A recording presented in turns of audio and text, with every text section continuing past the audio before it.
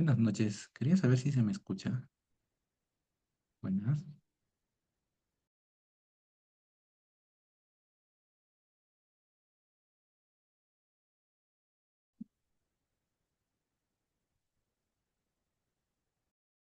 Ya me voy a quitar esto. ¿Qué tal? Buenas tardes o buenas noches. Buenas noches, doctora. Buenas noches. Buenas tardes, Nilda, ¿cómo estás? ¿Qué tal? Doctor, ¿cómo está? Bien, bien, sí, Ahorita ya avanzando. voy a presentar bueno, espero un ratito, ¿no? Sí, sí, porque todavía no son las 7 todavía, hora de acá de Lima. Ya están ingresando los diplomandos, ¿no? Sí. Ujú. Buenas noches, doctores. Buenas noches, buenas noches.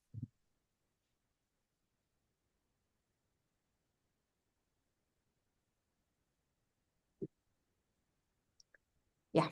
Ujú. Nilda, difundir lo del segundo Congreso de Cardio-Oncología de la SIAC en Cartagena de Indias, en Colombia, este 20 de marzo. Sí, ya lo tengo en el Facebook. Sí, pero avisarle a los diplomandos también, hay que difundirlo. Ajá, le voy a enviar a ellos también. Sí, más que todo para que En un sepan que rato. están haciendo esas actividades, ¿no? De cardio-oncología. Ya el Sí. segundo congreso de la SIAC y esperamos que de aquí a 2 años el tercero sea ya en México. Sí, yo creo que sí, doctor. Seguro lo voy a estar viendo para que quede ya listo para el siguiente congreso, ¿no? Pues ya para que se vaya quedando ya como algo ya establecido, pues, ¿no? Ajá. Sí. Y lo otro es que en el congreso de la SIAC de junio también vamos a tener 3 mesas de cardio-oncología. Así nos dan más espacio, ¿no? Sí, bueno, nos dan 3 mesas y bueno, ya hemos enviado los programas, ya ellos se encargan de hacer algunas modificaciones. Ok. Ahorita ya no veo porque ya estoy como compartiendo. Usted me avisa. Ah, no, ya está arriba veo los participantes, hay 12. Nos esperamos otro poquito más, ¿no? Sí, sí, yo creo un par de minutitos más. Bueno, sí, está bien. Está Fernando Ore y está Josefina Peña, ¿verdad? Doctora, buenas noches. Sí, estoy ¿Qué tal? presente, Fernando Are. Ya, no sé quién vaya a empezar o cómo se han dividido la presentación de los casos. Bueno, en teoría por orden alfabético empiezo yo y luego el otro. Y luego ¿No? Josefina, ¿ok? Bueno,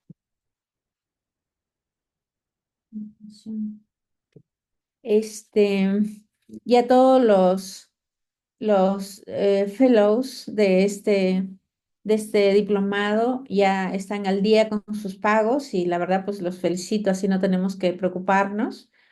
Y vamos a continuar con el trabajo que tenemos diario, esta vez la unidad de cardiopatía isquémica.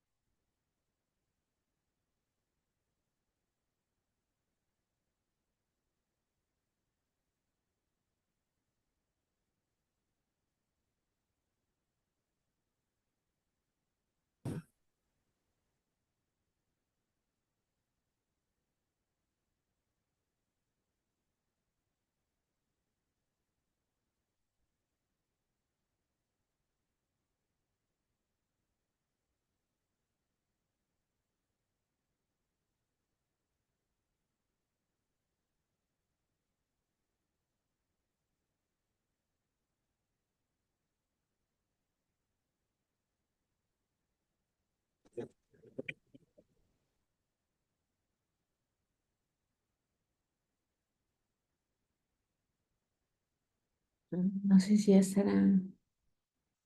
Mauricio,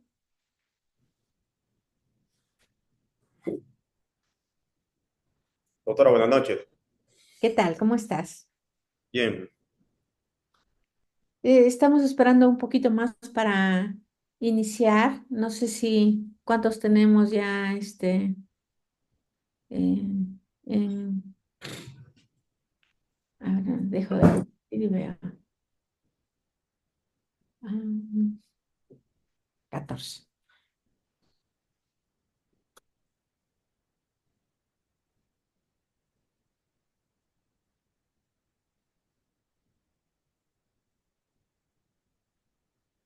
Doctor Ruiz Mori, creo que podríamos empezar porque ya son 14 que están incluidos. ¿Cómo Sí, ve? adelante. Sí, adelante, Ya está. Nilda, adelante, doctor García, adelante.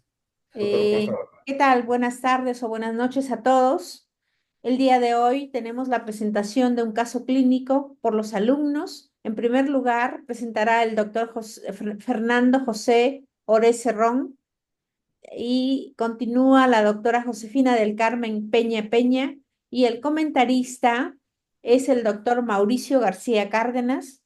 El doctor Mauricio García Cárdenas es cardiólogo clínico con subespecialidad en imagen cardíaca avanzada.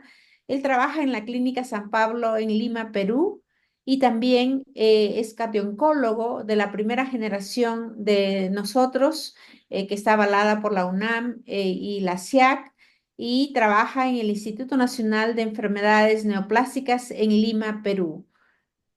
Adelante, doctor Ore. Doctora, voy a compartir mis diapositivas un momento.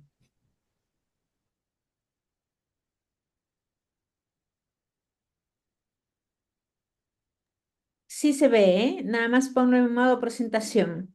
Ya está. Sí, Ujú. ya está, ¿no, doctora?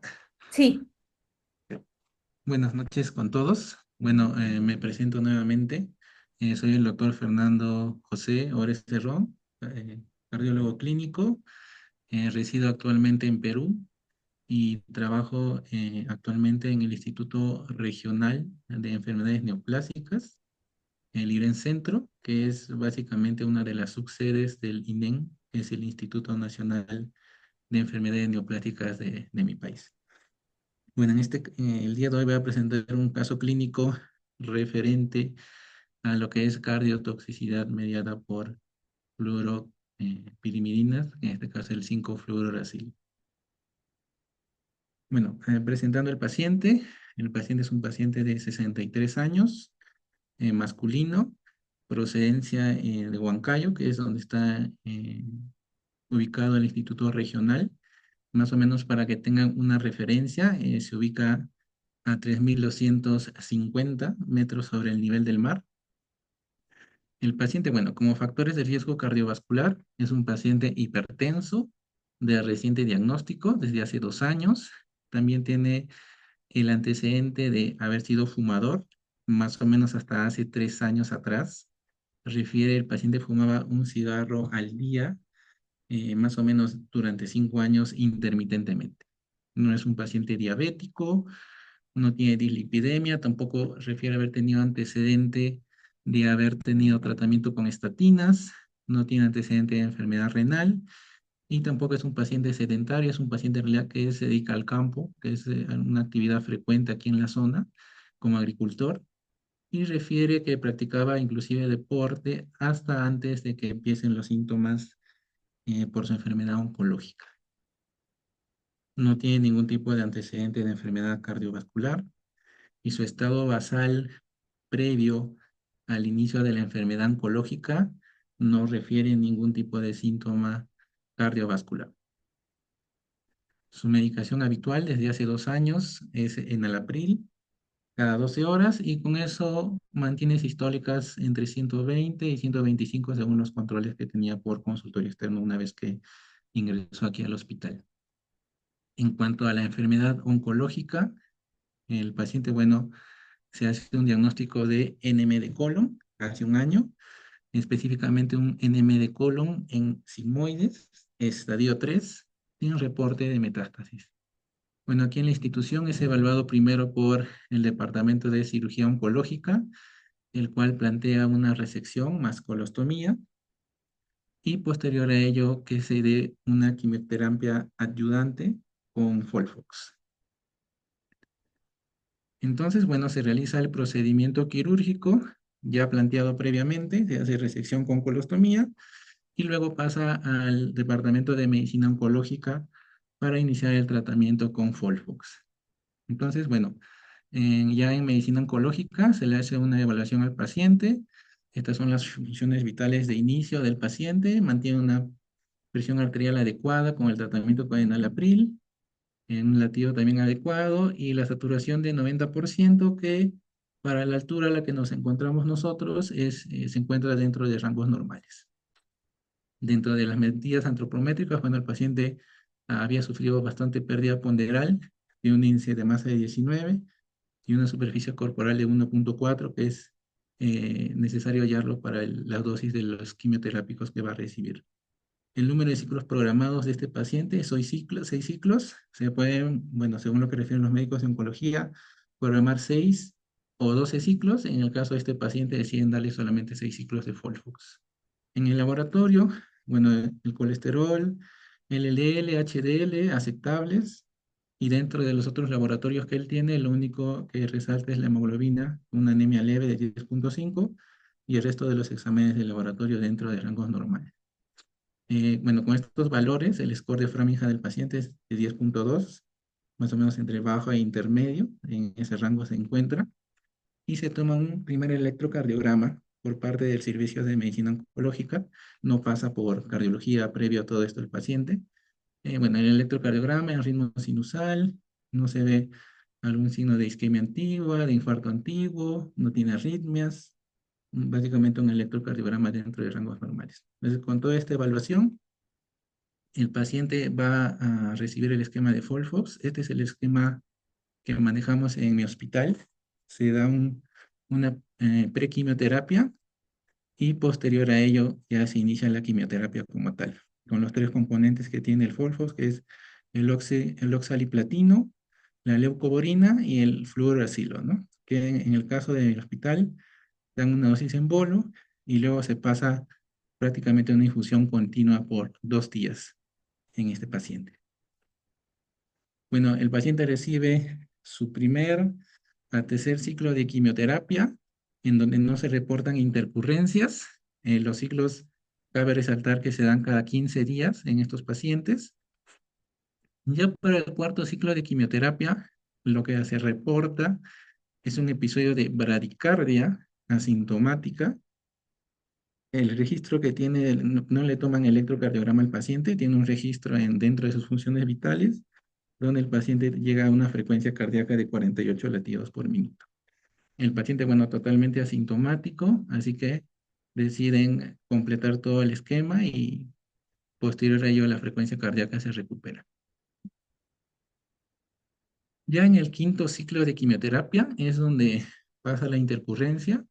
El primer día de la quimioterapia, más o menos por lo que refiere a las 2 horas de inicio de la infusión ya del 5-fluoracilo, el paciente presenta un dolor torácico opresivo, el retroesternal.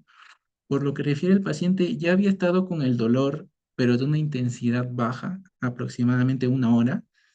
Pero bueno, como durante la infusión el paciente, bueno, suele sentir ciertas molestias, pensó que no tenía por qué avisar, así que estuvo más o menos con un dolor, con ese dolor, 1 hora con ese dolor, pero con una intensidad baja.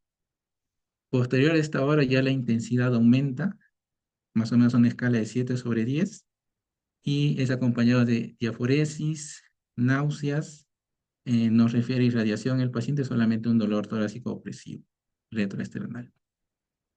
Entonces ya con este dolor, ya avisado al personal médico, se toman unas funciones vitales, tiene una frecuencia cardíaca de 115, la presión se sube hasta 160/90, la saturación de oxígeno llega a 89, que igual esa saturación se encuentra dentro de rangos normales para la altura a la que nosotros nos encontramos. En el examen físico, los ritmos cardíacos taquicárdicos, no tiene crépitos el paciente, no hay enfermedad distal, no hay llenado capilar lento, solamente el dolor intenso que maneja el paciente. Entonces se le decide tomar un electrocardiograma al paciente, que es el que tenemos acá, en donde encontramos, bueno, el paciente que está ya en taquicardia sinusal. Lo que llama la atención de este electrocardiograma es el infradesnivel, que es un poco más notorio en B3, B4, pero se puede observar de B2 hasta B6, sin ningún otro cambio en el electrocardiograma, salvo la taquicardia sinusal y este infradesnivel que presenta en las derivadas precordiales. Entonces, ya con el electrocardiograma se decide suspender la infusión del 5-fluorouracilo, se diagnostica cardiotoxicidad por fluorouracilo, a descartar isquemia. Entonces, ya con esto al paciente se le decide administrar nitrato de isosorbida, se le da 2 dosis separadas de 5 miligramos y también se le da nifedipina de 10 miligramos vía oral. A pesar de haber suspendido la quimioterapia y haberle administrado vasodilatadores, el paciente refiere que el dolor se mantiene igual, se le solicitan troponinas. Bueno, en el caso del instituto donde yo trabajo, no tenemos troponinas en el mismo hospital, y lo que se hace es que se le toma una muestra al paciente, que generalmente lo hace el personal médico o el personal de enfermería, y se lleva afuera, que si afuera sí tenemos, de manera particular se pueden tomar troponinas. Entonces, posterior a ello, se decide iniciar nitroglicerina en infusión. Se inicia a una dosis de 20 microgramos minuto y luego se va titulando hasta llegar a 100 microgramos minuto de acuerdo a la presión que manejaba el paciente. Ya con ello, aproximadamente 40 minutos después del inicio de la nitroglicerina y más o menos 20 minutos de la suspensión de la quimioterapia con el fluorouracilo, el dolor comienza a ceder paulatinamente y después de ello el dolor desaparece más o menos unos 20 minutos después de todo esto. El paciente solo refiere un disconfort, pero ya no refiere dolor opresivo. Y a posterior a ello se comienza a retirar progresivamente la nitroglicerina, pero obviamente viendo que el paciente no vuelva a presentar nuevamente el dolor torácico. Se le toma un electrocardiograma de control, que es este de aquí, el que tenemos arriba, donde uno, bueno, ya no se evidencia el infradesnivel que se vio en el electrocardiograma anterior, en las derivadas precordiales. La frecuencia cardíaca también ha bajado y, bueno, por el resto es básicamente un electrocardiograma normal similar al que se tomó previo al inicio de la quimioterapia con 5-fluorouracilo. Se le toma también una radiografía de tórax, donde tampoco no se evidencia algún cambio significativo, no tiene el índice cardiotorácico aumentado. Y ya, bueno, 3 horas después, básicamente ya cuando el paciente está asintomático y estamos en retiro de nitroglicerina, recién llegan los resultados de troponina. Este primer resultado de troponina ahí es positivo para el punto de corte que tiene el laboratorio, que es de 0.3 y la troponina llega hasta 0.41. En los exámenes de laboratorio, solamente sigue alterada la parte de la hemoglobina, que persiste con una anemia leve, pero el resto de exámenes de laboratorio se mantienen dentro de rangos normales. De todas maneras, se realiza un control de troponina. La muestra se toma aproximadamente 3 horas después de esta primera muestra que se tomó. Y en este control de troponina, las troponinas que nos llegan 3 horas después de que se toma la muestra, salen negativas, con un punto de corte menor de 0.05 nanogramos y con el valor normal que obviamente es menor, es una troponina totalmente negativa. Bueno, se decide tomar una ecocardiografía transtorácica al paciente, ya asintomático el paciente, en la cual pues no se observa ningún tipo de trastorno de motilidad en esta vista de 4 cámaras, no tiene valvulopatía, tampoco el paciente, tampoco se observa disfunción diastólica y mantiene una FEBI de 59%. En esta otra vista, que también es de 2 cámaras y de 3 cámaras, tampoco se observa ningún tipo de trastorno de motilidad en el caso del paciente. Entonces ya con este electrocardiograma, con este ecocardiograma, más el electrocardiograma normalizado, más las troponinas negativas, y ya con el retiro de la nitroglicerina, que más o menos fue 4 horas, se retiró muy lenta la nitroglicerina, 4 horas después de que el paciente ya se dio el dolor, y luego se decide mantener al paciente con nitratos, pero ya vía oral. Se monitoriza al paciente 24 horas más. Para mayor seguridad no se reinicia la infusión de 5-fluorouracilo, y luego se decide dar de alta al paciente y hacerle un seguimiento por consultorio externo. Bueno, el paciente asintomático cardiovascular es dado de alta y se mantiene así durante el primer control por consultorio externo. Con esto, bueno, se hace un diagnóstico de una isquemia transitoria, ya que llega a elevar troponinas del paciente por 5-fluorouracilo. En el caso de la parte de cardiología, lo que se plantea es ampliar estudios para descartar que el paciente tenga enfermedad coronaria, porque, bueno, de todas maneras es un paciente hipertenso, que en algún momento fue fumador, si bien no tiene otros factores de riesgo cardiovascular, y refiere él que hace sus actividades normales, se decide referir al paciente también por consultorio externo para poder hacer algún estudio de enfermedad, descartar enfermedad coronaria.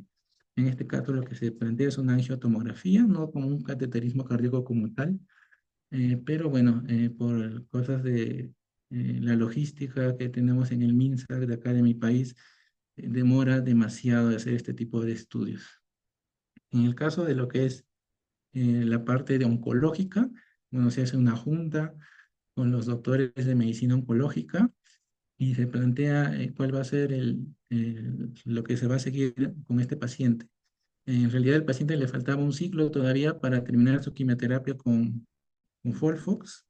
Lo que se plantea de parte de cardiología es hacerle un pretratamiento al paciente, indicarle nitratos 48 horas antes junto con calcio antagonistas, y después de ello que el paciente pueda recibir el 5-fluorouracil, obviamente con monitorización continua por parte de cardiología y de medicina oncológica.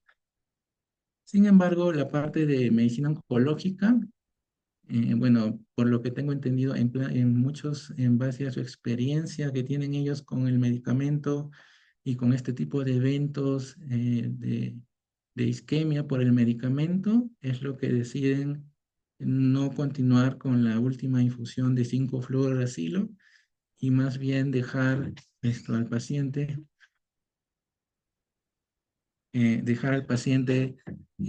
solamente con un seguimiento y plantear de repente algún otro quimioterápico, de acuerdo a si es que hubiera algún tipo de recurrencia de la enfermedad oncológica.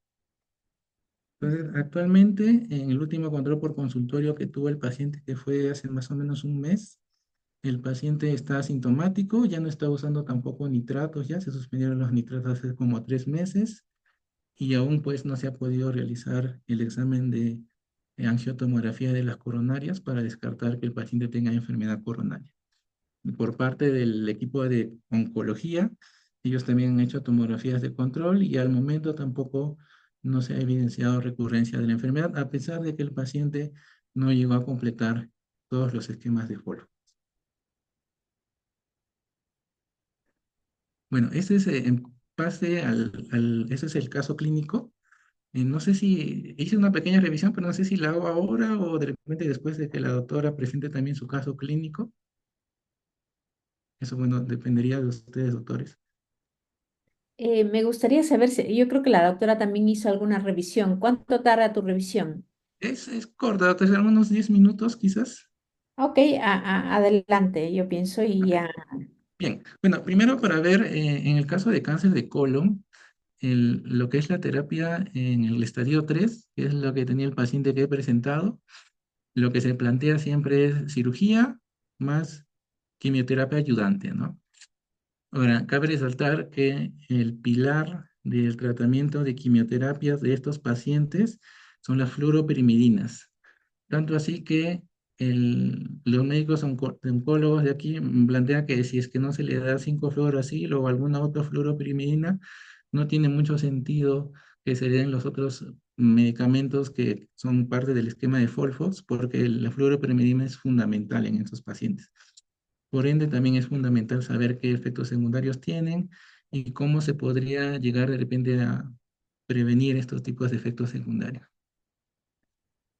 Entonces, bueno, el fluorouracilo pertenece a la familia de los antimetabolitos. Básicamente, lo que hace es interfiere con la síntesis del DNA y el RNA en células de división rápida. Existen otros tipos de fluoropirimidinas. La que resalta es la capecitabina, que básicamente es el fluorouracilo, pero en forma oral. Es como una prodroga del medicamento. Y lo que lo usan en la parte de oncología es para tratar de que el paciente haga su terapia ambulatoria. Bueno, la quimioterapia con fluorouracilo es hospitalizada, ¿no? Entonces, una forma de evitar eso es darle la capecitabina que es de manera oral. En cuanto a lo que es la cardiotoxicidad por este medicamento, en realidad se plantean muchas teorías, entre las cuales se plantean que puede causar vasoespasmo coronario por la liberación de endotelina y también la liberación de proteína quinasa C, que ambos son o promueven la vasoconstricción coronaria. Puede causar también injuria miocárdica directa por uno de sus productos de descomposición, que es la alfa-fluorobetalanina. También produce disfunción endotelial, lo cual, de manera similar a lo que se produce con la arteriosclerosis, puede producir oclusiones microtrombóticas y también generar radicales libres de oxígeno. Y también se ha visto que en el caso de los eritrocitos, disminuyen la capacidad de estos de suministrar oxígeno. De una unión de todos estos mecanismos es que se propone que este medicamento puede causar isquemia y en algunos casos pues se ha visto infarto y otro tipo de eventos que vamos a presentar, ¿no? La incidencia de estos, bueno, es bastante variable. En este cuadro se plantean varias incidencias, pero en promedio se dice que se puede producir entre 1 a 18% de los pacientes. Sobre todo, se puede producir en pacientes que han recibido ya radioterapia previa en la pared torácica, que han recibido quimioterapia previa, sobre todo si han recibido doxorubicina, trastuzumab, o que pacientes que tienen ya enfermedad cardíaca preexistente. Ahora, esto de la enfermedad cardíaca preexistente es en realidad un poco debatible porque hay muchos estudios en los que pacientes que no tienen inclusive factores de riesgo cardiovascular han presentado igual este tipo de cardiotoxicidad por fluoruracilo. En cuanto a la forma de administración del fluoruracilo, lo que se ha visto es que la incidencia, bueno, de cardiotoxicidad con la infusión continua, que es de la forma en que lo hacemos aquí en el hospital, es de 10 a 18%. En el caso de la capacitabina, que es el medicamento vía oral, en realidad la incidencia también es alta, del 3 al 11%, tanto que si es que pues, se produce algún tipo de evento secundario de cardiotoxicidad por el fluorouracilo, tampoco es que lo vayan a rotar al capacitabina, es como si le estuvieran dando lo mismo, así que contraindica el uso de ambos. Lo que sí se ha visto en algunos estudios es que la incidencia de cardiotoxicidad con la administración mediante bolos de fluorouracilo sí es menor, aunque todavía no hay tanta evidencia al respecto, pero se cree que esto es en parte porque la vida media del fluorouracilo en la sangre es de aproximadamente 15 a 20 minutos. En cuanto a las formas de presentación de la cardiotoxicidad por fluorouracilo, el síntoma principal reportado casi siempre es el dolor torácico en sus distintas formas, ya sea como angina o algún tipo de dolor como disconfort torácico.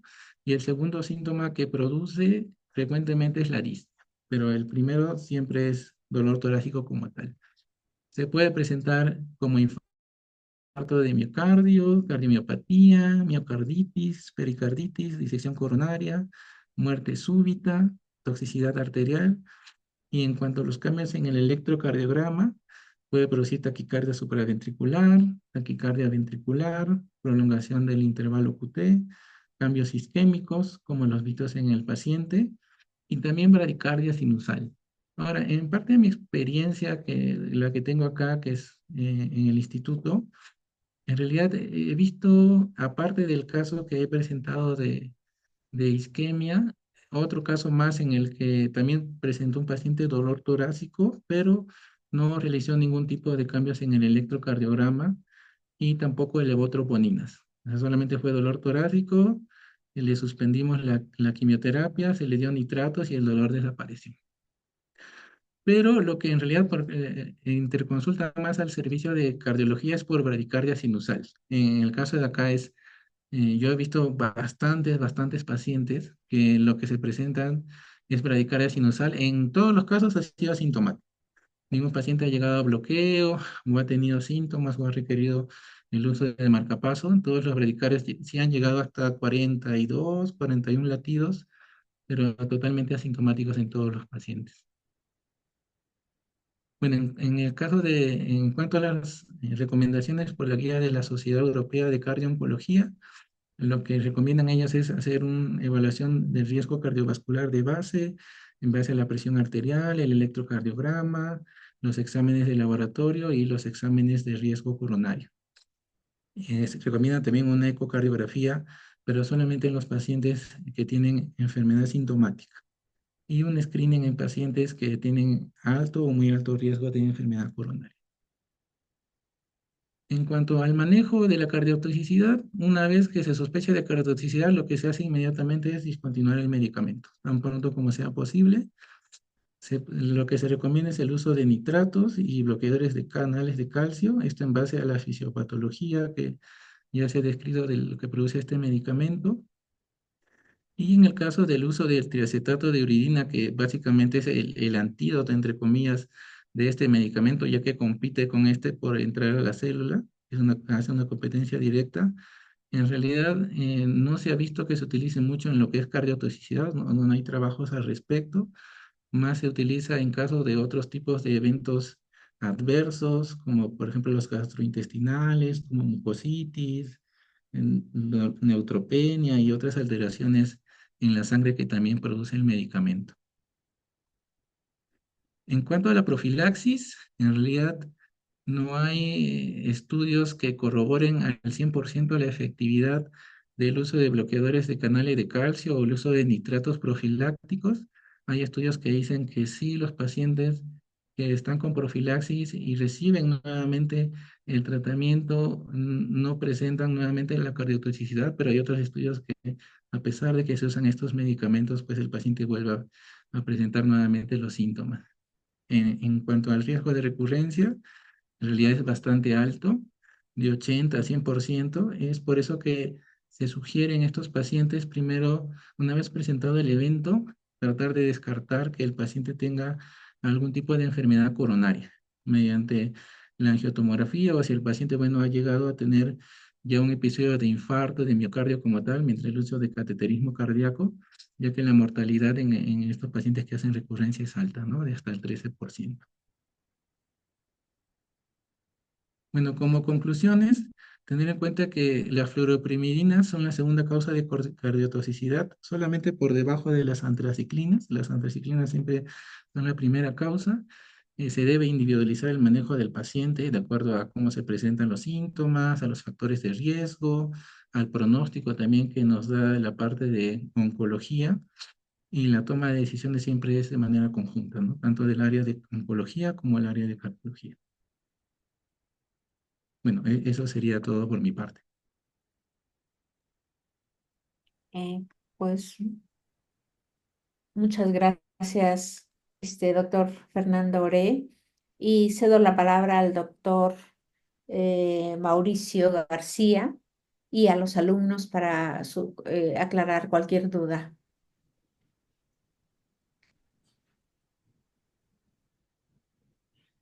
¿Qué tal? Buenas noches. Felicitaciones, Fernando, por tu charla.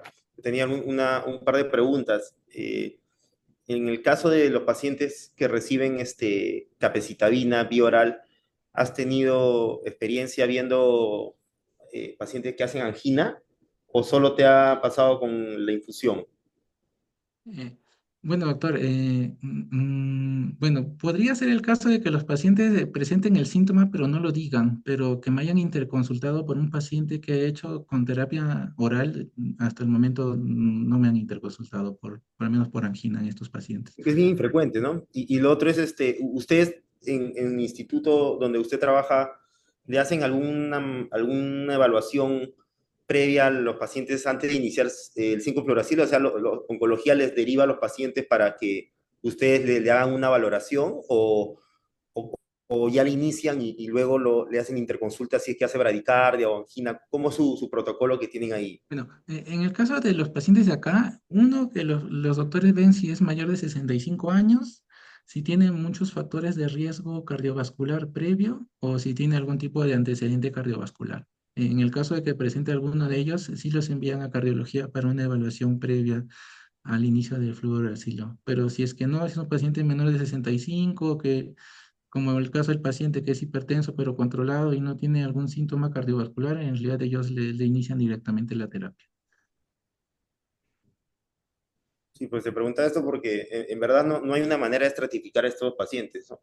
Es diferente que con antraciclina, trastuzumab, que si hay varios scores ya validados que pueden estimar que el paciente tiene más riesgo de hacer toxicidad, ¿no? Pero en el caso de este fármaco sí es más difícil porque tú bien mencionaste que hay varios estudios en los que los pacientes más jóvenes y que reciben menos dosis de 5-fluoracilo son los que más vasoespasmo hacen y más bien los más añosos y los pacientes que tienen más factores de riesgo cardiovascular no hacen vasoespasmo. O sea, no hay un score que uno diga, este paciente va a hacer. Y esa recomendación de la guía, pues de pedirle perfil lipídico, troponina a todos, la verdad es opinión de expertos, ¿no? Pero en la práctica diaria habría que ver si esos pacientes en verdad son los que hacen más toxicidad. Pareciera que no, ¿no? Y lo otro, lo que le quería consultar es si tienen algún protocolo en su establecimiento para darle la carga de nuevo de 5-fluoracilo. O sea, en caso, digamos, que la única opción sea darle la droga nuevamente, ¿cómo los manejan? Bueno, doctor, esa parte sí no llegué a conversar con los oncólogos. Lo que se plantea en realidad es que tratar de hacerlo ya no con infusión continua, sino con bolos, ¿no? Pero no sé si ellos tienen algún esquema ya establecido para eso, la verdad. ¿Y Eso sí. utilizan algún profiláctico ustedes para el vasospasmo, nitrato, calcio antagonista? O sea, en el caso del paciente que se presentó, sí se planteó el hecho de usar nitratos y calcio antagonistas, pero como son pocos los casos, también no es que tengamos algo, digamos que establecido ya algún protocolo para estos pacientes.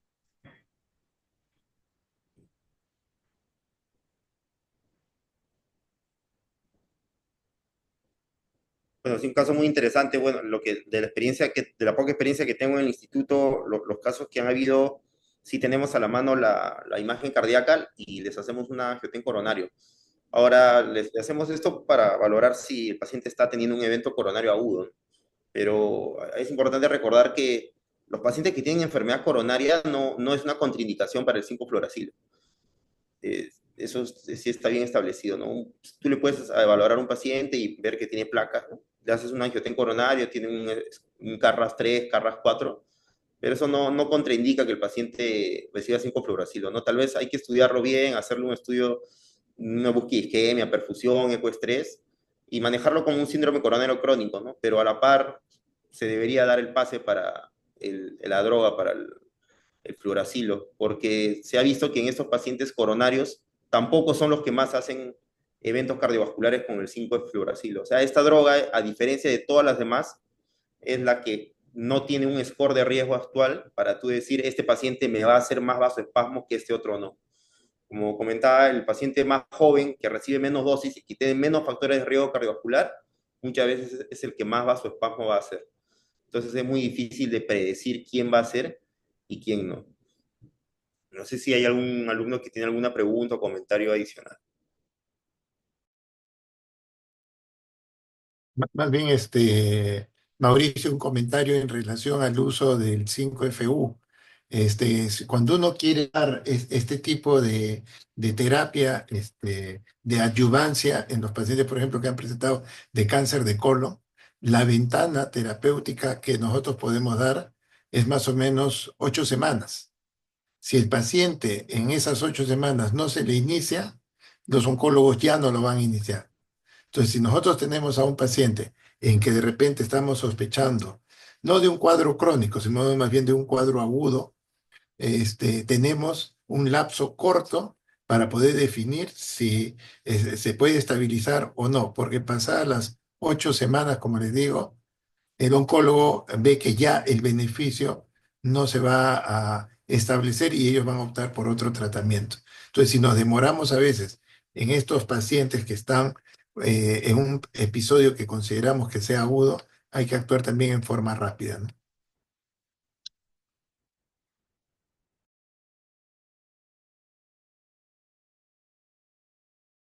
No sé si hay tiempo para, quería compartir una diapositiva que encontré sobre cómo hacer la recarga en estos pacientes que van a entrar de nuevo a 5-fluoracilo, o la doctora creo que tiene que dar su charla, ¿no? Sí, prefiero que presente la doctora Josefina y tú presentas al final tu diapositiva. ¿Te parece bien?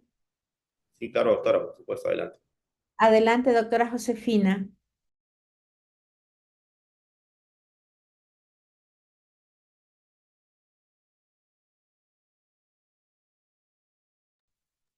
Buenas noches, ¿me escuchan? Sí, sí, sí la escuchamos, doctora. ¿Se ve la presentación? Sí, nada más póngalo en modo presentación, pero sí se ve.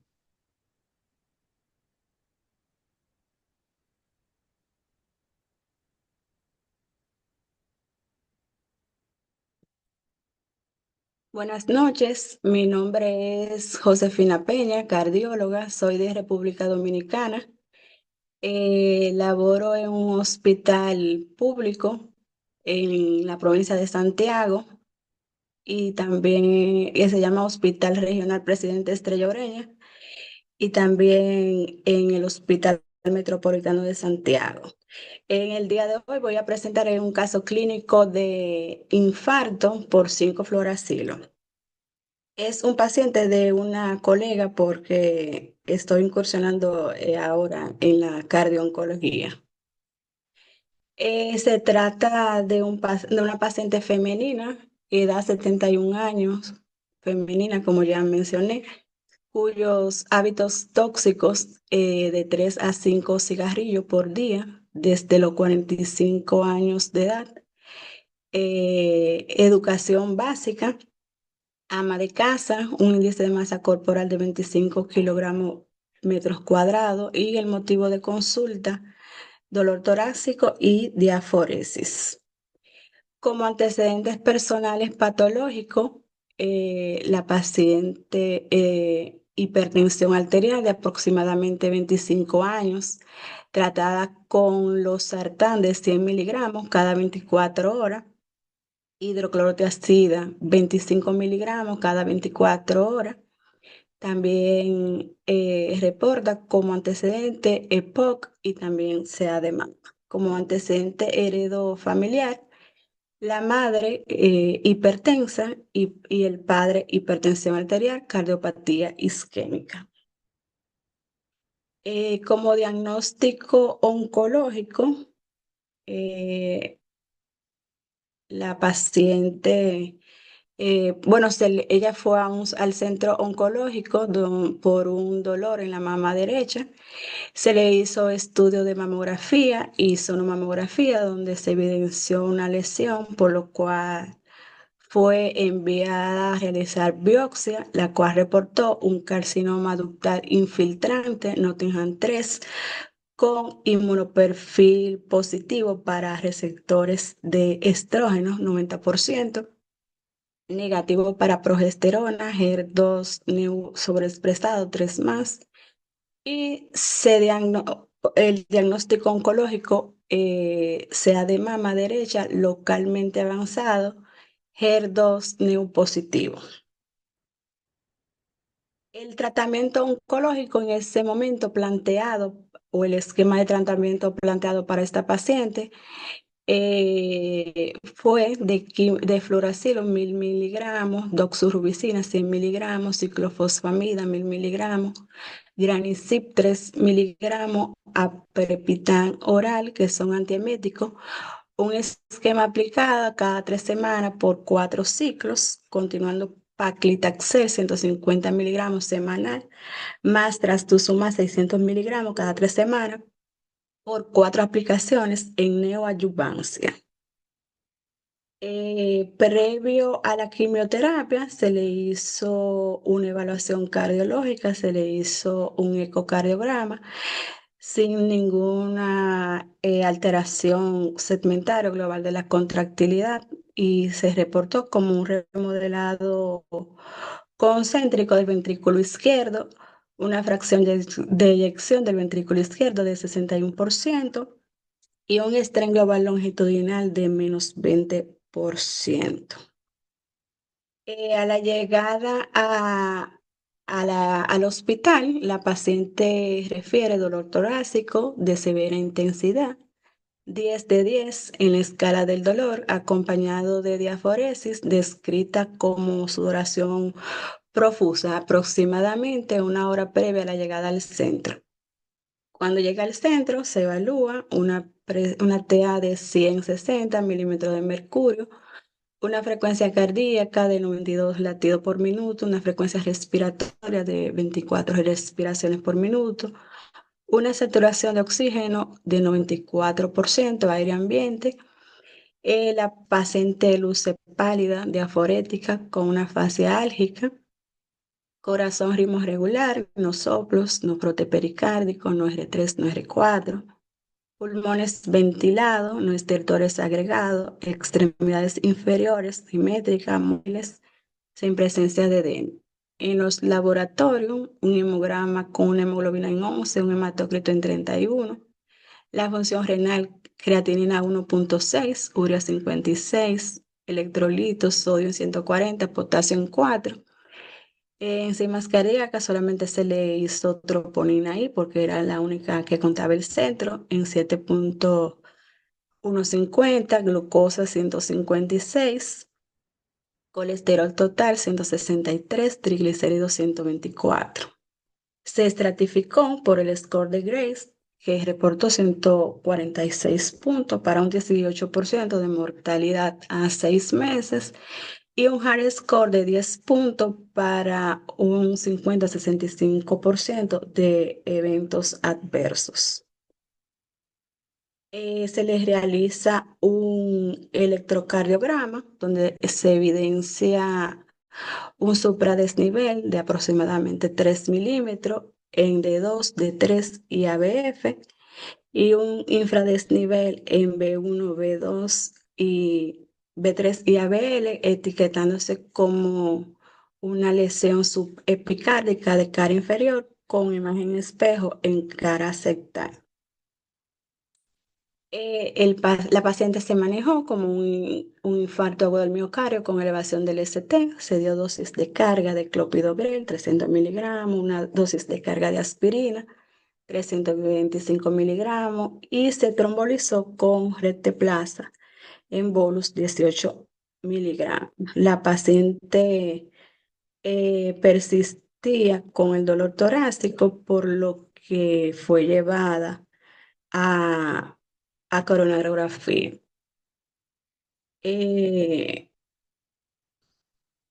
Donde se evidencia una lesión importante a nivel de la circunfleja de aproximadamente de un 90% y una lesión totalmente oclusiva de toda la coronaria derecha, en toda su extensión.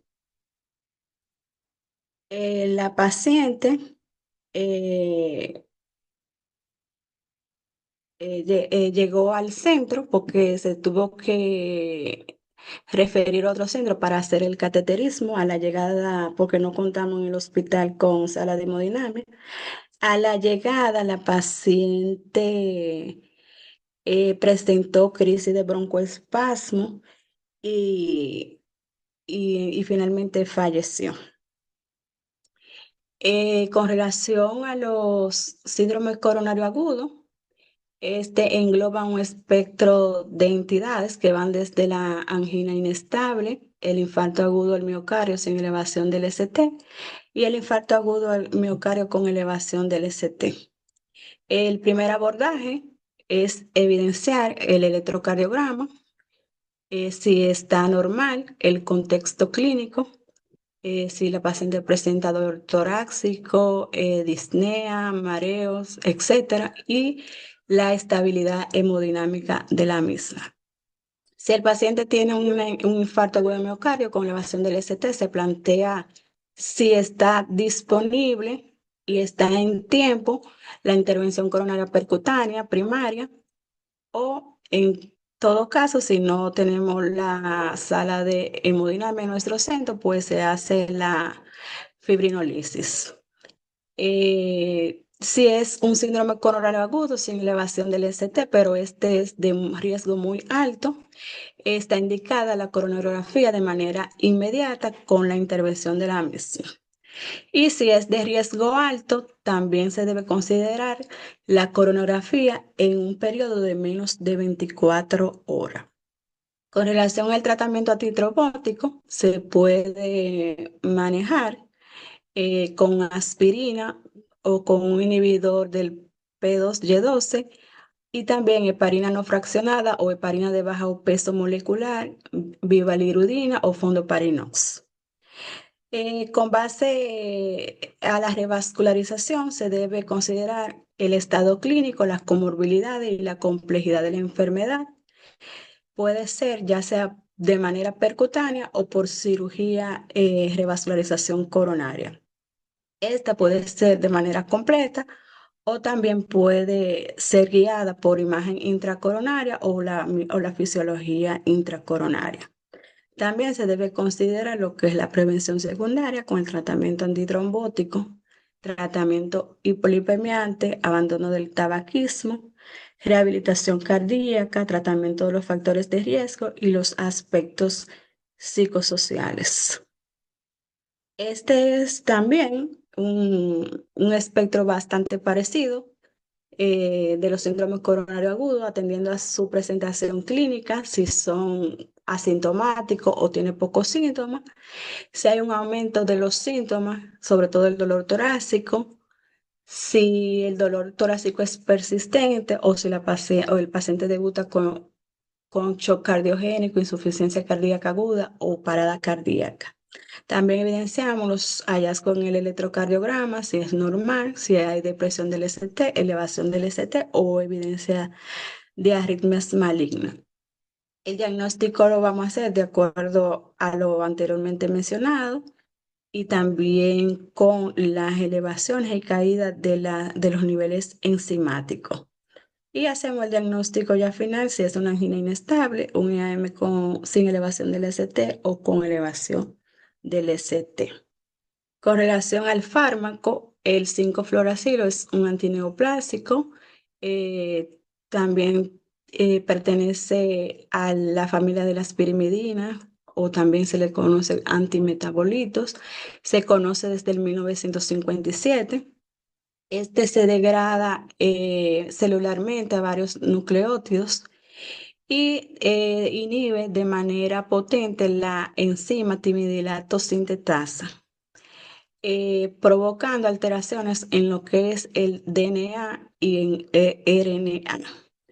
El 5-fluoracilo es el segundo fármaco quimioterapéutico que más común se asocia con cardiotoxicidad después de las antriciclinas, el cual puede tener un espectro de manifestaciones que van desde el dolor torácico, el síndrome coronario agudo o el infarto agudo del miocardio, incluso la muerte.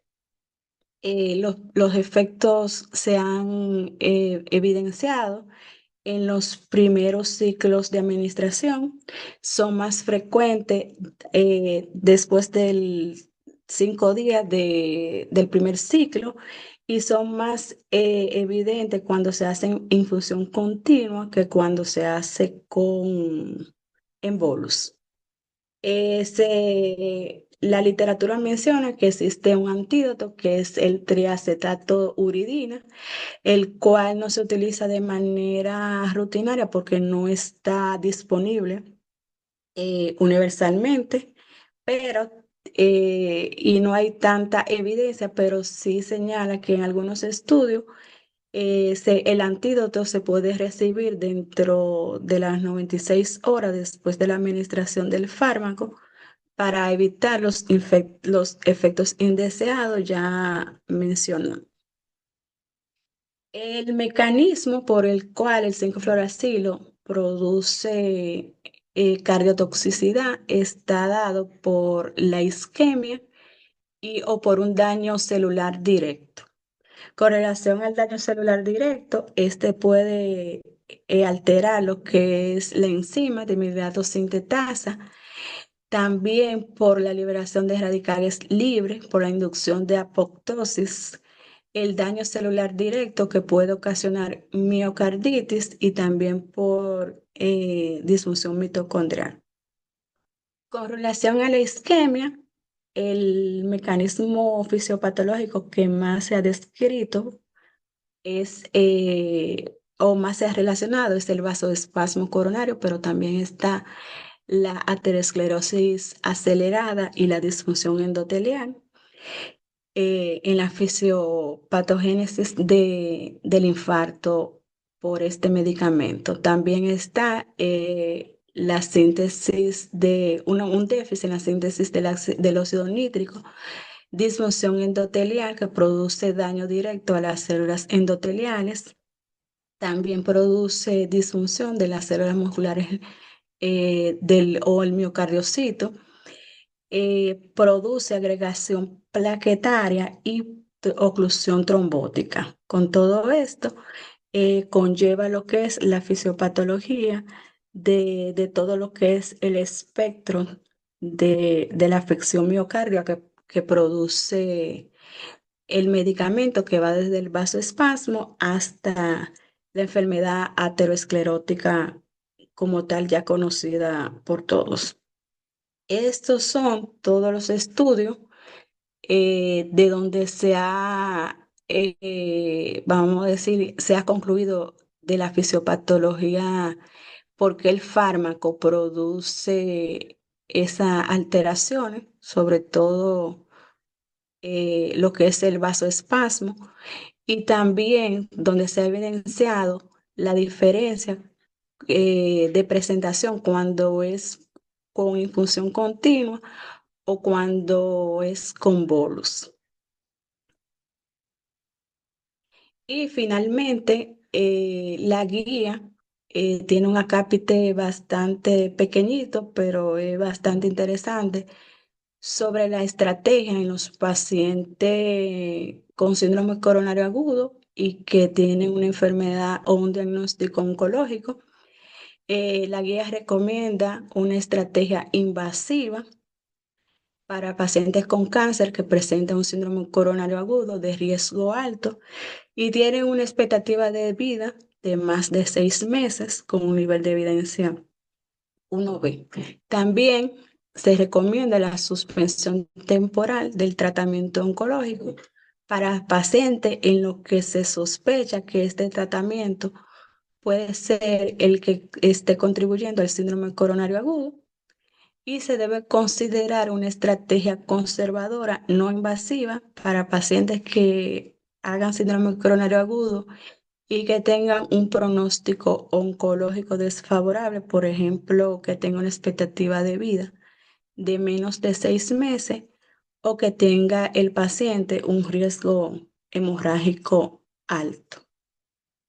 Muchas gracias. Si tienen alguna pregunta o comentario, es cuanto. Doctor Mauricio. Sí, doctora, sí, doctora Josefina, que quería una consulta, no sé si en la parte de su paciente que presentó, ¿fue exitosa la lisis o no? Paciente persistió el dolor torácico y la lisis se consideró como fallida. Ya, ya, entonces entró a un cateterismo de rescate, un ICP de rescate, ¿verdad? Exacto, ICP de rescate. No sé si podría mostrar la imagen del cateterismo.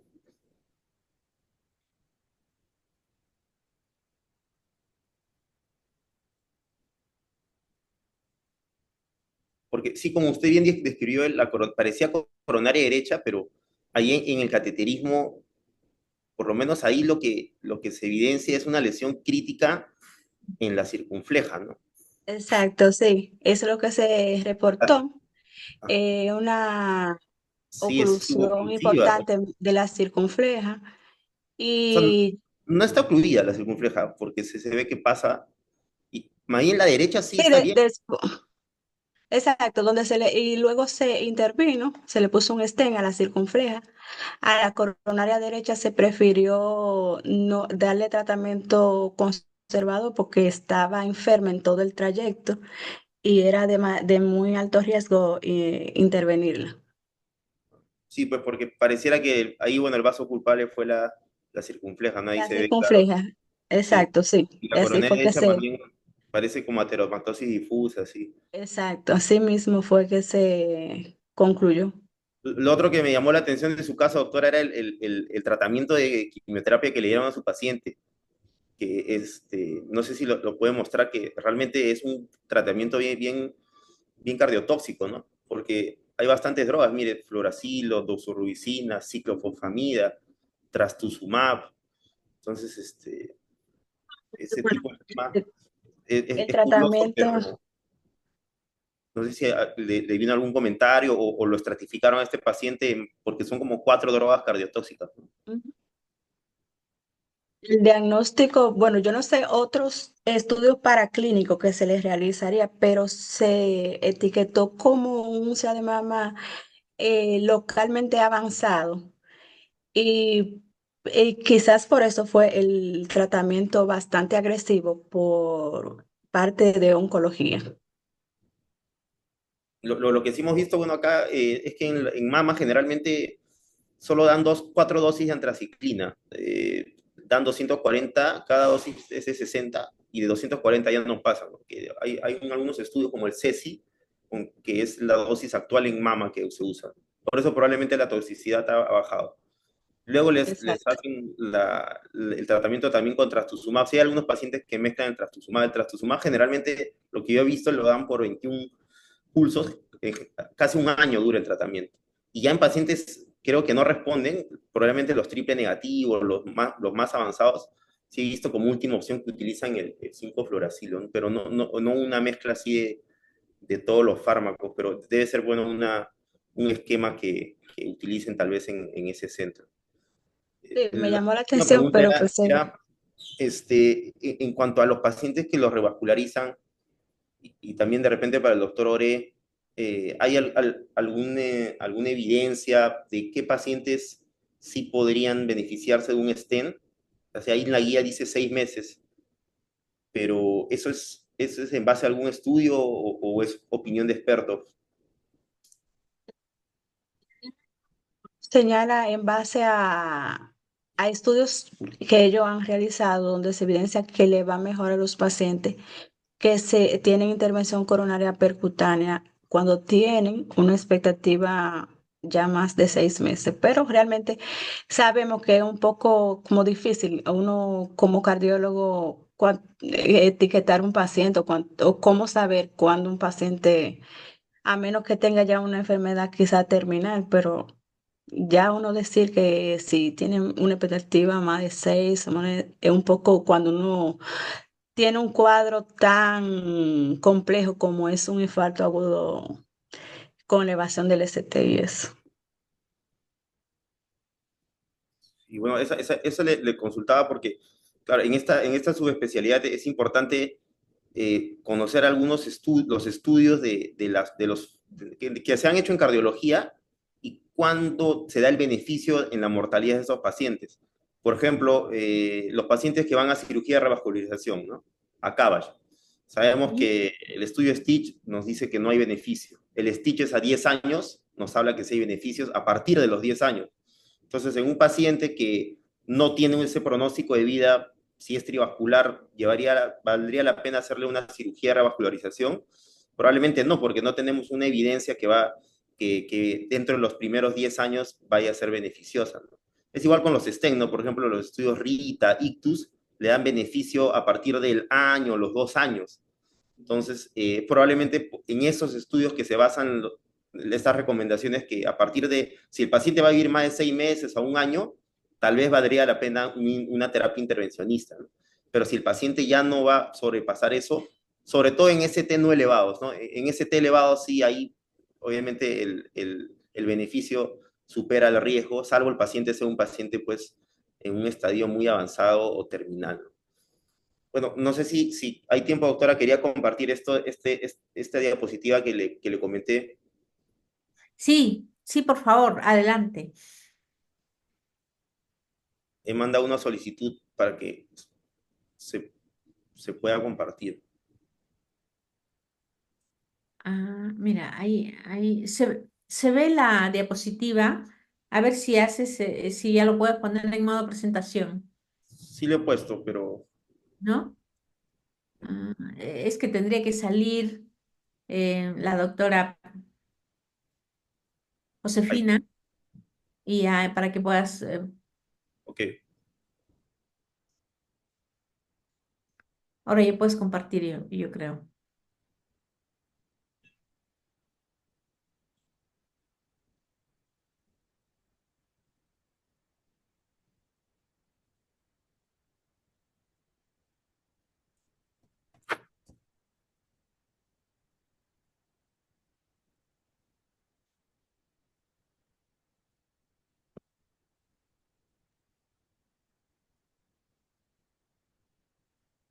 Ahora se ve.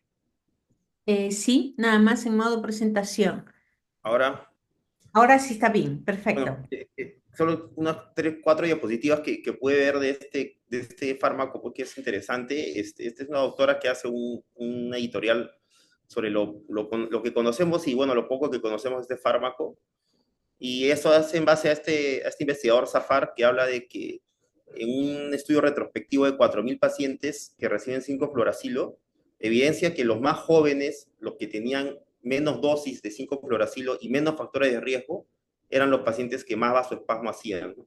Obviamente este es un estudio retrospectivo, pero ya nos habla de lo difícil que es estratificar a estos pacientes, ¿no? Que a diferencia de los otros fármacos, los pacientes que tienen menos factores de riesgo y más jóvenes, aparentemente son los que más vasoespasmo hicieron.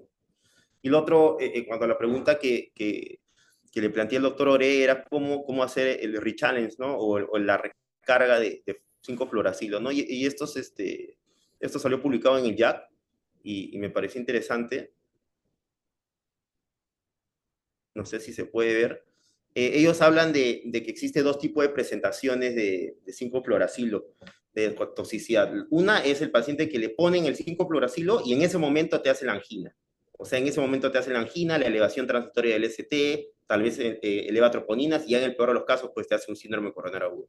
Y el otro caso es el paciente que tú le das la capecitabina o le das la infusión y al tercer, cuarto ciclo recién aparece la angina. Y ellos dicen que este tipo de pacientes son pacientes que ya se podría decir que se va acumulando la dosis de capecitabina en su cuerpo, o el 5-fluoracilo, hasta que llega a ser la toxicidad.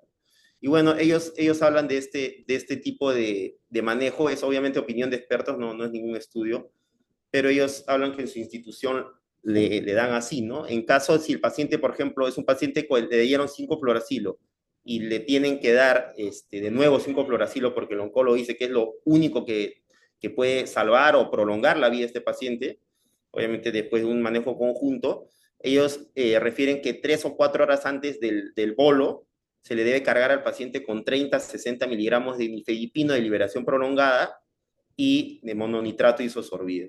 Ellos generalmente se pone en el Folfos la leucoborina primero y luego el 5-fluoracilo. Entonces, luego de poner la primera droga, le cargan con diltiazem de 30 miligramos y a la hora le pasan en 12 minutos el 5-fluoracilo. 12 horas después de esto repiten el pretratamiento, que es nifedipino más mononitrato, luego al día siguiente solo el nifedipino y ya 2 días después el tratamiento que tenía este paciente, ¿no? Y en caso que nos haga el paciente evento con capecitabina, ellos hablan de que, bueno, generalmente los oncólogos dan 2 semanas capecitabina y 1 semana de descanso. Ese es su régimen de ellos, 2 semanas de capecitabina y una de descanso. Entonces, en esas 2 semanas de capecitabina, si el paciente ya nos hizo alguna angina, el día 1 le damos la precarga la profilaxis 30 a 60 miligramos de nifedipino más mononitrato 12 horas antes, el día 1 del tratamiento, o sea, ya le dieron su tratamiento, su capecitabina, esa noche le dan 90 miligramos de diltiazem y luego los otros 2 a 14 días le repiten este tratamiento con nifedipino y mononitrato isosorbide todos los días y le van aumentando y titulando la dosis hasta donde el paciente tolere de acuerdo a su presión arterial. Y el día 15, obviamente, que terminó el ciclo de la capecitabina, le dan una última dosis de nifedipino de liberación prolongada y, bueno, ya el día 16 es la semana de descanso. Entonces, bueno, esto, la verdad, yo no lo he aplicado todavía. Tenemos un paciente que en el centro donde trabajo que había hecho angina y que se le planteó este tratamiento. Y bueno, estamos a la espera que nos llamen para poder iniciar este régimen que creo que podría tener buenos resultados, ¿no? Si bien hay estudios que hablan que la profilaxis no tiene evidencia, ¿no? Eso era lo que quería compartir y nada, pues felicitar a los ponentes por sus charlas muy interesantes y académicas. Pues muchas gracias. Yo también me uno a las felicitaciones de los alumnos. Muy bien, los casos muy bien presentados. Y bueno, a ti, Mauricio, por los comentarios tan interesantes al respecto y por tu experiencia que estás teniendo en el instituto. Pero quisiera que los fellows participaran. No sé si alguno en forma voluntaria quiere participar, hacer alguna pregunta o quiere que yo les vaya mencionando alguno que haga algún comentario. Sí, buenas noches, la doctora Adelante, Naila doctor. Jones. Tengo una pregunta, por ejemplo, precisamente con lo que mencionaba el doctor ahora mismo de cómo reintroducir los fármacos. En el caso, por ejemplo, porque conocí un caso muy parecido al primero que presentó el doctor Ore, un paciente de 45 años de edad masculino que se le inició el 5FU y apenas iniciándosele la infusión presentó dolor torácico, pero un paciente sin antecedentes mórbidos conocidos. Y por ejemplo, que estaba manejando 110/70 y 170 de presión arterial y aparte hizo una bradicardia asintomática. Entonces, en esos casos de que probablemente no vayan a tolerar los calcioantagonistas, ya sea la nifedipina o, por ejemplo, el diltiazem por la bradicardia que están presentando los pacientes, ¿cuáles otras opciones tendríamos?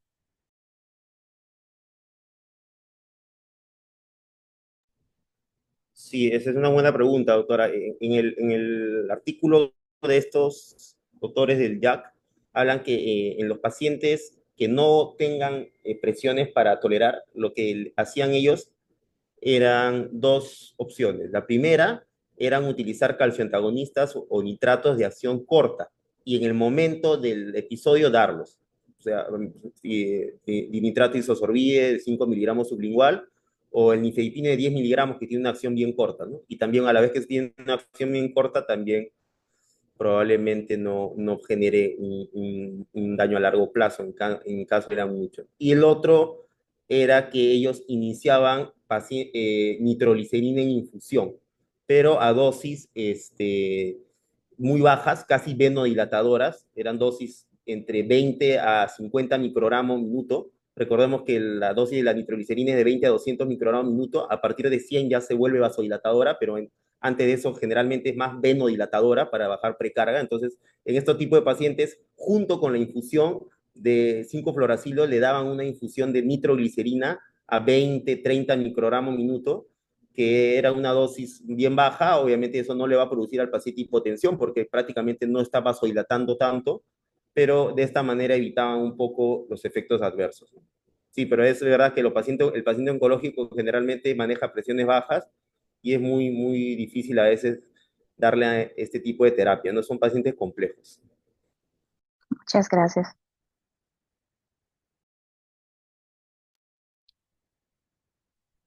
¿Alguien más de los fellows quiere comentar algo?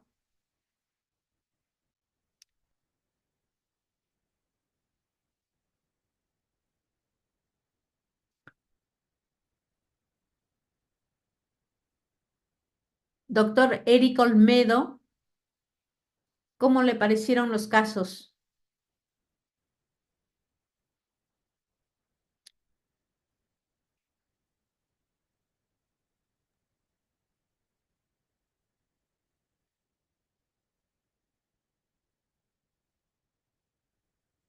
Doctora Medina,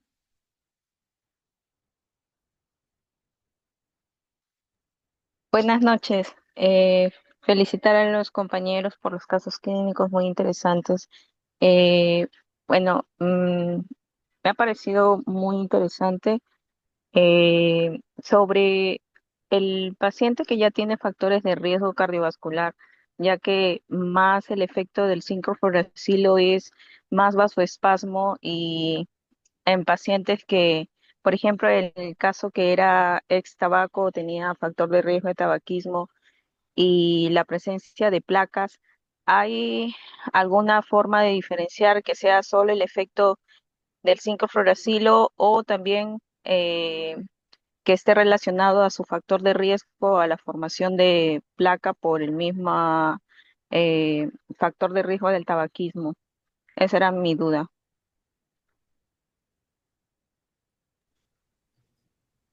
Gracias, doctora, por la consulta. Bueno, lo que tengo entendido, pues, el 5-fluoracilo como tal no produce placas, ¿no? Sino es probablemente este mecanismo de acción que explicaron los doctores de inhibir la síntesis de DNA, la vía de la timidina, etcétera, que, bueno, produce algún tipo de vasoespasmo, ¿no? Entonces, obviamente, en una arteria ya enferma, esta arteria enferma se supone que está más más propensa, perdón, a hacer vasoespasmo, ¿no? Recordemos que hay estudios en el que se les pone parasimpáticos a las arterias para que produzcan, para ver si tiene enfermedad vasoespástica, ¿no? Uno de ellos es los estudios de fisiología coronaria en la que hacen cateterismos y para ver si el paciente tiene vasoespasmo le ponen acetilcolina, ¿no? En un paciente que tiene el endotelio sano, la acetilcolina debe producir vasodilatación, pero un paciente con el endotelio enfermo produce vasoconstricción. Entonces, en líneas generales, un endotelio enfermo es más propenso a hacer vasoespasmo, vasoconstricción ante cualquier noxa. Entonces, una manera de diferenciar sería de repente más adelante puedes hacer estudios de fisiología coronaria, ¿no? Con ergonovina o acetilcolina, lo cual obviamente en el contexto de un paciente oncológico es más complejo, pero se hacen estudios de enfermedad microvascular, etcétera. Sería una manera de ver si el vasoespasmo es macrovascular, microvascular, y si el vasoespasmo está relacionado a la arteria que ya está enferma, que el endotelio está enfermo, o sea, que tiene placas, o que es un evento netamente aislado, ¿no? Lo más lógico pensar sería que la arteria enferma es más propensa a hacer vasoespasmo, como el paciente no oncológico que no recibe 5-fluoracilo. Pero como comenté, a estos pacientes se ha visto que más bien los jóvenes que tienen bajas dosis y menos factores de riesgo son los que hacen vasoespasmo, hasta a veces más que los otros pacientes añosos. Entonces, es muy difícil estratificar a este paciente. Lo que sí le puedo decir es que un paciente que tiene placas y está estable y es coronario, no es ninguna contraindicación para recibir 5-fluoracilo. Es decir, el paciente está estable, está bien estudiado de la isquemia, está con antianginosos, antiagregantes, estatinas, qué sé yo, toda la terapia médica óptima, el paciente tiene que ir al 5-fluoracilo. No hay ninguna contraindicación porque no hay una relación entre esto y que vaya a ser más vasoespasmo aparentemente por lo que se ha visto, ¿no? No sé si tiene alguna otra opinión el doctor Ruiz o la doctora Hilda.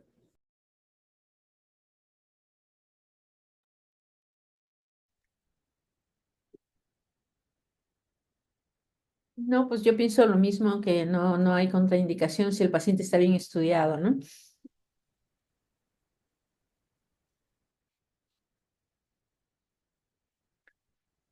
¿Alguien más tiene alguna duda?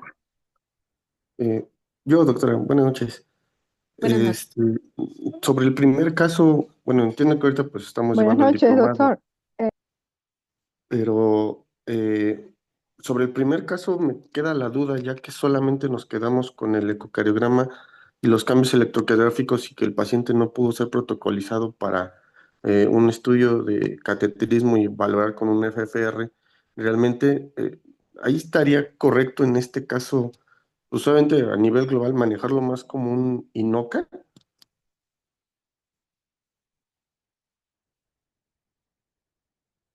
porque al final ni siquiera se pudo realizar al menos un ecoestrés para valorar si era isquemia franca por oclusión o manejarlo hasta ese momento como INOCA más que como francamente cardiotoxicidad. Es como que la duda que ya me quedó generado del primer caso.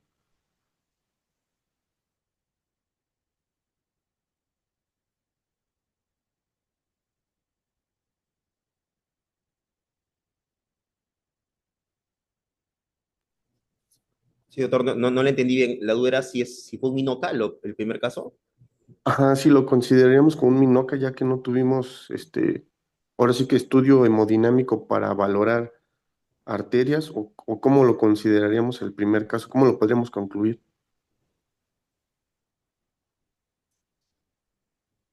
Claro, bueno, ahí tendría que responderle el doctor Oret, tal vez, pero no creo que sea un Minoca, porque recordemos que en el Minoca, por definición, no es un infarto de miocardio sin lesiones coronarias significativas, ¿no? O sea, sí o sí tiene que tener un estudio anatómico, de preferencia un cateterismo, pero si no se puede o no hay en el centro, una angiotomografía coronaria, ¿no? Pero tiene que haber una anatomía coronaria, un estudio anatómico en el que defina que no hay lesiones coronarias significativas y eso, más troponinas elevadas y signos de isquemia, es un INOCA, ¿no? Porque también si no hay signos de isquemia, puede ser injuria miocárdica, nada más, que también está definido.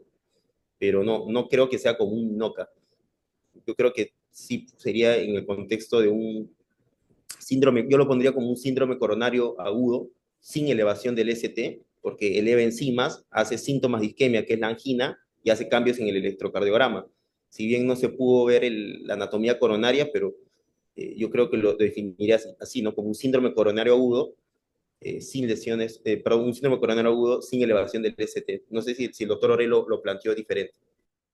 Eh, Doctor, sí, bueno, en realidad sí, por definición, como dice, paciente con troponinas positivas más síntomas de isquemia es un infarto, ¿no? En este caso sería un ST no elevado por la forma de presentación del electrocardiograma. Ahora, yo sí lo consideraría como que fue por el 5-fluorouracilo porque, como les comentaba, es un paciente que a las actividades diarias en realidad nunca ha presentado ningún tipo de síntoma anginoso el paciente, es un paciente totalmente asintomático cardiovascular y al menos yo pensaría que si tuviera algún tipo de enfermedad en las coronarias, debería presentar síntomas, o debería haber presentado previamente síntomas anginosos y no solamente que se presenten justamente cuando recibía la infusión del 5-fluoracilo. Ahora, si bien es cierto, lo que siempre reportan es que estos episodios de angina o de cardiotoxicidad se suelen presentar durante los primeros ciclos de la quimioterapia, generalmente en el primero o segundo ciclo, pero también hay reportes en que hay pacientes donde se presenta después, ¿no? Pero digamos que un 60-70% de todos estos pacientes sí se presentan durante la primera o el segundo ciclo de quimioterapia. Pero bajo la forma en que se presentó en este paciente y el hecho de que ahora sin el medicamento esté totalmente asintomático de nuevo, pues yo sí lo asociaría que fue por el 5-fluorouracil, a pesar de que no tenga todavía el estudio de imagen, ¿no?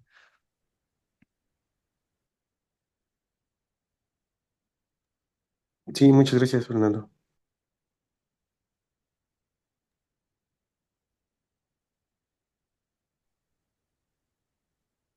¿Alguien más? ¿Algún comentario?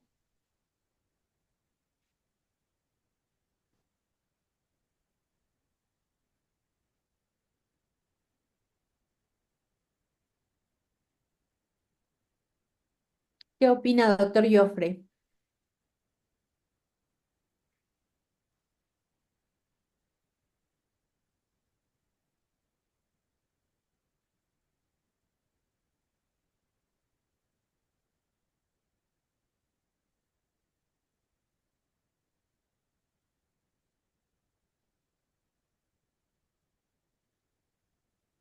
Bueno, pues creo que ya no hay comentarios. Realmente los casos han sido muy interesantes, sin elevación del segmento ST y con elevación del segmento ST y con los comentarios muy interesantes de Mauricio. Creo que nos llevamos un aprendizaje muy bueno en relación a esto. y la verdad los alumnos prepararon muy bien sus casos. Los felicito y bueno, pues buenas noches a todos. Gracias por su participación.